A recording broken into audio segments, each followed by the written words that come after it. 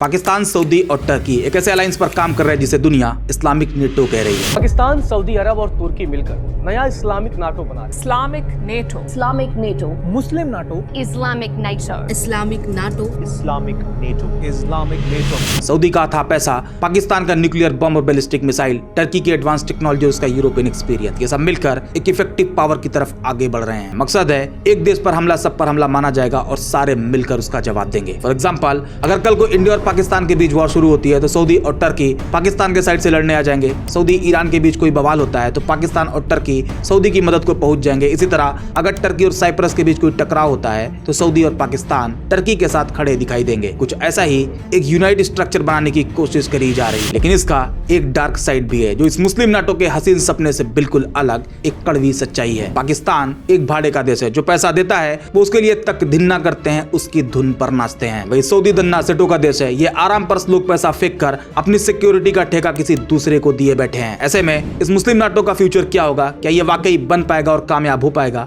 And most important, ये डरपोक मुस्लिम वर्ग जो कई दशकों से जी हुजूरी में लगे हुए थे, इनके दिमाग में मुस्लिम नाटो जैसा आइडिया आया कहां से? ये गहरी नींद से जाग कैसे गए? आइए सब जानते हैं आज की इस वीडियो में। मुस्लिम नेटो, पहले तो ये समझते हैं कि नेटो है क्या, क्योंकि बगैर इसे समझे मुस्लिम नेटो के कॉन्सेप्ट को समझना लगभग नामुमकिन है। सेकेंड वर्ल्ड वॉर के बाद यूरोप और अमेरिका के देशों ने सोचा कि भाई अगर इस तरीके से वॉर चलती रही तो दुनिया का क्या होगा। एक तरफ अमेरिका और दूसरी तरफ सोवियत, दो मजबूत और सबसे पावरफुल प्लेयर, जिसमें सोवियत अमेरिका के मुकाबले तेजी से एक्सटेंड कर रहा था। इस खतरे को देखते हुए 4 अप्रैल 1949 को अमेरिका और यूरोप सोवियत से निपटने और अपनी इंटरनल पीस को बनाए रखने के लिए ग्रुप बनाते हैं NATO, North Atlantic Treaty Organization. जब यह बना उस टाइम इस अलायंस में 12 देश होते हैं, Belgium, Canada, Denmark, France, Iceland, Italy, Luxembourg, Netherlands, Norway, Portugal, United Kingdom और यूनाइटेड स्टेट। इनके इस ट्रीटी में कई तरह की ज्वाइंट कोलैबोरेशन की बात होती है, जिसमें एक जिसकी वजह से नाटो आज पूरी दुनिया का सबसे पावरफुल ग्रुप बना हुआ है, उसका आर्टिकल 5, जिसमें कहा गया है एक देश पर हमला सब पर हमला माना जाएगा और इस कानून को बाकायदा फॉलो भी किया गया। 12 सितंबर 2001 को पहली बार अमेरिका पर हुए 9/11 अटैक के बाद यह कानून लागू हुआ, जहां अमेरिका पर हुए इस हमले को सब पर हुए हमले की तरह देखा गया। नाटो मेंबर कंट्रीज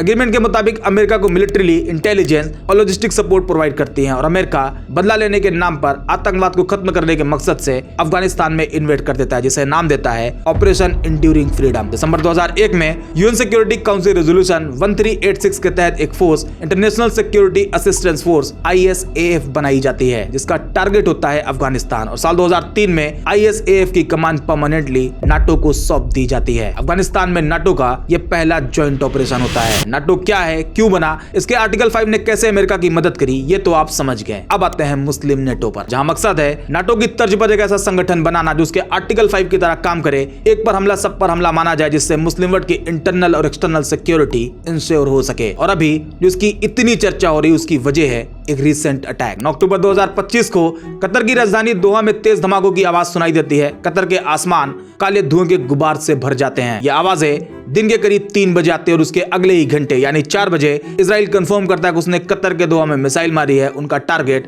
वहां पर मौजूद हमास लीडर होते हैं। अब ट्विस्ट देखें, मिडिल ईस्ट में कतर एक ऐसा देश है जहां अमेरिका की सबसे बड़ी मौजूदगी है। कतर का अल उदैद एयरबेस अमेरिका की जागीर बन चुका है। खुद कतर अपनी इंटरनल सिक्योरिटी के लिए अमेरिका पर डिपेंड हो चुका है। जनवरी 2024 में अमेरिका और कतर के बीच एक एग्रीमेंट भी साइन हुआ था, जिसमें अमेरिकन मिलिट्री 10 साल तक कतर में ही रहेगी, यानी 2034 तक। बावजूद इसके अमेरिका ने इजराइल के हमले को लेकर कतर को इन्फॉर्म नहीं किया, ना ही इजराइल के हमले को रोकने के लिए मिसाइल को इंटरसेप्ट किया। अब ऐसा भी नहीं है कि इजराइल इतना बड़ा फैसला ले और अमेरिका को पता ना हो। कोई बॉलीवुड का अफेयर थोड़ी है भाई, लॉयल रिलेशनशिप है इन दोनों की। खैर, अमेरिका ने कतर को ना कुछ बताया और ना ही उसे बचाया, बस हमला होने दिया। और अमेरिका का ये रवैया बाकी मुस्लिम देश जो अमेरिका के भरोसे सो रहे थे वो जाग जाते हैं। उन्हें समझ आता है कि भाई ये अमेरिका तो मिडिल ईस्ट में अपना और खास करके इजराइल के हितों को ज्यादा इंपॉर्टेंस दे रहा। कल को अगर इजराइल सऊदी पर अटैक करेगा तब भी अमेरिका खामोश रहेगा, ना ही उन्हें कुछ बताएगा और ना ही उन्हें बचाएगा। उनका यह डर उन्हें नींद से जगा देता है। अमेरिका तो है ही, इस वाले ख्वाब से बाहर निकाल देता है। बानन फानन में तमाम मुस्लिम देशों की इमरजेंसी मीटिंग बुलाते हैं। मीटिंग कतर में रखी जाती है। कतर पर हुए हमले और अमेरिका के रवैये पर चर्चा होती है, जिसमें इजिप्ट नाटो की तर्ज पर एक यूनाइट फोर्स बनाने का मशवरा देता है। इराकी प्राइम मिनिस्टर मोहम्मद शिया अल सुदानी भी एक यूनाइट डिफेंस पावर की बात करते हैं। गल्फ कॉर्पोरेशन काउंसिल की सभी 6 के 6 member country Bahrain, Kuwait, Oman, Qatar, Saudi Arabia और UAE साल 2000 में हुए अपने एक समझौते को याद करते हैं जिसमें कहा गया था कि अगर जीसीसी के किसी मेंबर कंट्री पर हमला होता है तो वो सब पर हमला माना जाएगा, वही नाटो के आर्टिकल 5 की तरह। मतलब अभी तक जिस नाटो की बात हो रही थी वो ऑलरेडी बना हुआ है। दिसंबर 2000 में ही बहरीन में हुए जीसीसी शिखर सम्मेलन में यह एग्रीमेंट साइन हुआ था जिसका नाम था the joint defence agreement of the cooperation council for the Arab state of the gulf, CCASG। नाम तो इतना लंबा है कि जैसे बस इसी से घोप कर मार देंगे। खैर, इस एग्रीमेंट में टोटल 12 आर्टिकल होते हैं जिसके आर्टिकल 2 में एक पर अटैक सब पर अटैक माना जाएगा वाली बात कही गई है। ये अरब इतने आलसी हैं कि एग्रीमेंट होने के बाद भी ये भूल बैठे थे, कतर पर अटैक भी हो गया और ये सब सोते रहे। क्या नाटो बनाएगा भाई तू? बेटा तुमसे ना हो पाएगा। अरब की सबसे बड़ी प्रॉब्लम यही है जिसमें ये खुद अपनी सिक्योरिटी की जिम्मेदारी नहीं लेते बल्कि अपनी सिक्योरिटी के लिए दूसरों को पे करते हैं। इजराइल आता है, इन्हें ठोक कर चला जाता है और उनका सिक्योरिटी गार्ड रिएक्ट भी नहीं करता। वैसे इसके लिए क्या करता था? इसका बॉडीगार्ड था मैं। लेकिन यह बात सऊदी को समझ आती है कि भाई अमेरिका इजराइल के मामले में उनका साथ नहीं देगा, कुछ और इंतजाम करना ही पड़ेगा। अब यहाँ सऊदी को दिखता है पाकिस्तान जो ऑलरेडी एक न्यूक्लियर स्टेट है, वो उन्हें न सिर्फ सिक्योरिटी दे सकता है बल्कि न्यूक्लियर कवच भी बन सकता है। 17 सितंबर 2025 सऊदी के रियाद से प्रिंस मोहम्मद बिन सलमान और पाकिस्तान के पीएम शहबाज शरीफ की एक इमेज वायरल होती है और खबर आती है कि पाकिस्तान और सऊदी के बीच एक strategic mutual defence deal final हुई है जिसमें एक पर हमला दोनों पर हमला माना जाएगा। हालांकि जीसीसी की यह डील पहले से मौजूद है, आप इसे याद रखना।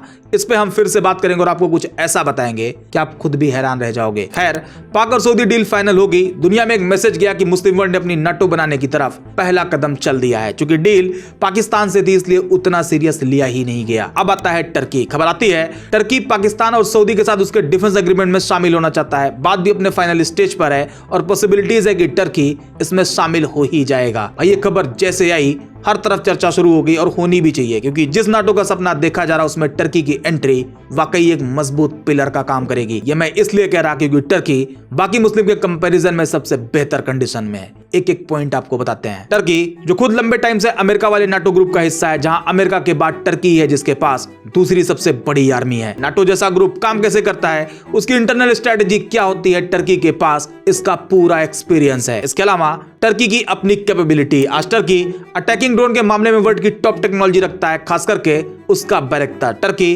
ड्रोन के मामले में वॉरशिप से लैंड और टेक ऑफ करने वाला दुनिया का पहला देश बन गया है। अभी हाल ही में टर्की के एक ड्रोन ने एक फाइटर जेट को लॉक कर दिया था। आज टर्की की 5 डिफेंस कंपनी दुनिया के टॉप 100 कंपनियों में शामिल हो चुकी हैं। वो भी कोई इधर उधर की कंपनी नहीं बल्कि fighter jet, drone, helicopter, satellite, radar और गोला बारूद बनाने वाली जैसी कंपनियां। इसके अलावा टर्की की ट्रायंगल डिप्लोमेसी, पाकिस्तान के साथ टर्की का रिलेशन टॉप नॉच है, ये किसी से छिपा नहीं है। टर्की पाकिस्तान के लिए वॉरशिप बना रहा जिसमें 2 PNS बाबर और PNS खैबर ऑलरेडी डिलीवर भी कर चुका है। पाकिस्तान को अपने सबसे एडवांस ड्रोन बैरक्टर दे चुका है। पाकिस्तान के पास मौजूद अमेरिकन F-16 को अपग्रेड कर रहा है जिसमें 42 अपग्रेड भी चुके हैं। उसकी ऑपरेशनल लाइफ काफी बढ़ भी चुकी है। यूएन कॉमरेड डेटा के मुताबिक साल 2024 में पाकिस्तान टर्की से $5 मिलियन के आर्म्स एंड इक्विपमेंट इंपोर्ट करता है। इसके अलावा एक और पॉइंट जो शायद सबसे ज्यादा इंपॉर्टेंट है, टर्की पाकिस्तान के साथ साथ सऊदी को अपनी ड्रोन टेक्नोलॉजी शेयर करता है। यहां तक कि उसके 5th जनरेशन फाइटर जेट कान के प्रोजेक्ट में भी पाक और सऊदी की मौजूदगी की बातें हो रही है। और हमने तो यह भी देखा कि कैसे ऑपरेशन सिंदूर के टाइम टर्की पाकिस्तान के साथ कंधा से कंधा मिलाकर खड़ा था। इंडियन इंटेलिजेंस सोर्स के मुताबिक बाकायदा टर्किश एजेंट मौके पर मौजूद थे जिसमें 2 की जान भी चली गई। ये पाकिस्तान और टर्की के रिलेशन है। अब सऊदी के साथ भी देखते हैं। ऑटोमन एम्पायर खत्म होने के बाद टर्की और सऊदी के रिलेशन बहुत अच्छे नहीं रहे। ये दोनों देश एक दूसरे के साथ डायरेक्ट किसी कॉन्फ्लिक्ट में नहीं है बट एक दूसरे को पसंद भी नहीं करते थे। लेकिन पिछले कुछ टाइम से ये दोनों देश एक दूसरे के करीब आ रहे हैं। अभी जैसा आपको बताया, टर्की पाकिस्तान के साथ साथ सऊदी को अपनी ड्रोन टेक्नोलॉजी शेयर करता है। यहां तक कि उसके कान फाइटर जेट प्रोग्राम में भी सऊदी की मौजूदगी की बातें हो रही हैं। टर्किश मिनिस्ट्री के अकॉर्डिंग दोनों देश अपनी सदियों पुरानी शिकायतों को दूर करके अब इकोनॉमिक और डिफेंस कोऑपरेशन को मजबूत कर रहे हैं। अभी पिछले हफ्ते सऊदी और टर्की के बीच अब तक की सबसे पहली नवल मीटिंग भी हुई है। ऐसे में अगर पाकिस्तान और सऊदी के डिफेंस पैक्ट में टर्की भी आ जाता है तो खास करके सऊदी के साथ उसके रिलेशन में एक नए चैप्टर की शुरुआत होगी। साथ ही ये ट्रायंगल अलायंस एक मजबूत, टिकाऊ एंड इफेक्टिव कोऑपरेशन साबित हो सकता है। ऐसी पॉसिबिलिटीज है क्योंकि सऊदी अरब का अथाह पैसा, टर्की का यूरोपीय एक्सपीरियंस और एडवांस डिफेंस टेक्नोलॉजी और पाकिस्तान का न्यूक्लियर वेपन, ये सब मिलकर एक अच्छा खासा सेफ्टी कवच बना सकते हैं। हालांकि यहाँ सऊदी इस नाटो का मेंबर कम बल्कि फाइनेंसर ज्यादा है। पॉसिबिलिटीज तो हो गई, लेकिन इसके एक नहीं बल्कि कई कॉम्प्लिकेशन भी है, अभी आगे आपको बताएंगे। उससे पहले यह समझ लेते हैं कि इसका इंडिया पर क्या असर पड़ेगा, यह भी एक इंपॉर्टेंट फैक्टर है। देखिए, इंडिया और पाकिस्तान की आपसी दुश्मनी जग जाहिर है। अभी पिछले साल ऑपरेशन सिंदूर इसका एक रिसेंट एग्जाम्पल भी है। आज पाकिस्तान डिप्लोमेसी के मामले में थोड़ी बेहतर कंडीशन में है। चाइना के साथ उसके रिलेशन बहुत ज्यादा अच्छे हैं। इंडिया को चिढ़ाने के लिए अमेरिका भी पाकिस्तान को मदद देता रहता है। उसके आर्मी जनरल को अमेरिका बुलाकर एक क्लास हॉस्पिटैलिटी दी जाती है। रशिया, जिसका पाकिस्तान के साथ कोई दोस्ताना वाला इतिहास नहीं रहा, लेकिन इन दिनों रशिया भी पाकिस्तान को लेकर पोलाइट दिख रहा। Energy, steel, mineral and pharma sectors में इन्वेस्ट कर रहा, जो कि पाकिस्तान की इकोनॉमी एंड एम्प्लॉयमेंट में भरपूर मदद करेगा। ये वर्ल्ड की 3 सुपर पावर के साथ आज उसके रिलेशन बने हुए हैं। जबकि टर्की,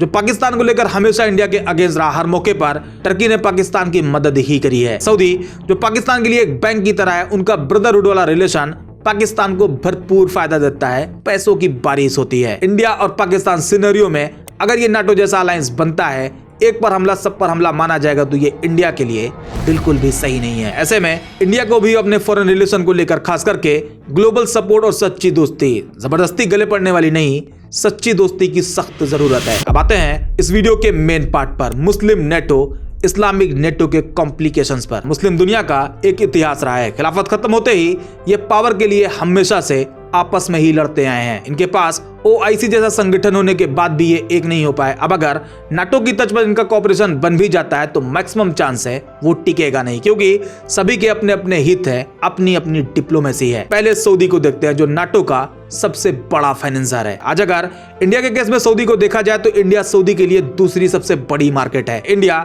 अपना 18% क्रूड ऑयल सऊदी से इंपोर्ट करता है। पिछले साल इंडिया और सऊदी के बीच $41.87 बिलियन का ट्रेड होता है, जिसमें $30 बिलियन से ज्यादा सऊदी एक्सपोर्ट करता है। अब आप खुद सोचो, क्या सऊदी कभी भी पाकिस्तान के लिए इंडिया के अगेंस्ट जाएगा? हरगिज नहीं, क्योंकि अगर इंडिया के अगेंस्ट गया तो भाई उसकी इकोनॉमी पर इसका बहुत बुरा असर पड़ेगा। यहाँ सऊदी पाकिस्तान के लिए बस इतना कर सकता है, एक लंबा चौड़ा समर्थन पत्र लिखकर इंडिया को कंडेम कर सकता है। इसके अलावा और कुछ भी नहीं। इंडिया तो छोड़ो, अभी पाकिस्तान और अफगानिस्तान के बीच टसन चल रही, जबकि सऊदी और पाक का डिफेंस पैक्ट भी फाइनल हो चुका है। सऊदी कितना आया पाकिस्तान की मदद करने? बिल्कुल भी नहीं, क्योंकि यहाँ सऊदी सिर्फ अपनी सिक्योरिटी के लिए पैसे खर्च करके भाड़े के सिक्योरिटी गार्ड रख रहा, ना कि वो खुद दूसरों को सिक्योरिटी देगा। टर्की के मामले में भी वही कहानी। कल को अगर टर्की और साइप्रस में जंग छिड़ जाती है तो आपको क्या लगता है, नाटो टर्की के लिए खड़े हो जाएंगे? भाई सवाल ही नहीं है। जबकि पाकिस्तान इस मुस्लिम नाटो का सबसे मजबूत खिलाड़ी है, बल्कि सच तो यह है कि सबसे बड़ा बली का बकरा है। मान लो अगर ईरान और सऊदी के बीच कोई कॉन्फ्लिक्ट होता है तो क्या पाकिस्तान ईरान से भिड़ेगा? चलो ईरान हटाओ, अगर सऊदी और हौती के बीच कोई टकराव होता है तो आपको क्या लगता है पाकिस्तान पर हौती के कितने रॉकेट आएंगे? मेरा तो इतना लाइफ खराब हो गया है, इतना लाइफ खराब हो गया है मेरा। एंड मोस्ट इंपॉर्टेंट, जिसके चलते ये डिफेंस पैक्ट बनाया गया है, इजराइल। क्या पाकिस्तान मिडिल ईस्ट कंट्री के लिए इजराइल से भिड़ेगा? इजराइल के साथ डायरेक्ट वॉर में जाएगा? आपको क्या लगता है? इनकी हकीकत सिर्फ और सिर्फ इतनी है, पाकिस्तान एक भाड़े का स्टेट है। ये उसी के लिए लड़ेगा, मरेगा, तबाह होगा जो इनके आर्मी जनरल को सबसे ज्यादा पैसा देगा। सऊदी अगर देता है तो ये मिडिल ईस्ट में सऊदी के प्रॉक्सी की तरह लड़ते फिरेंगे,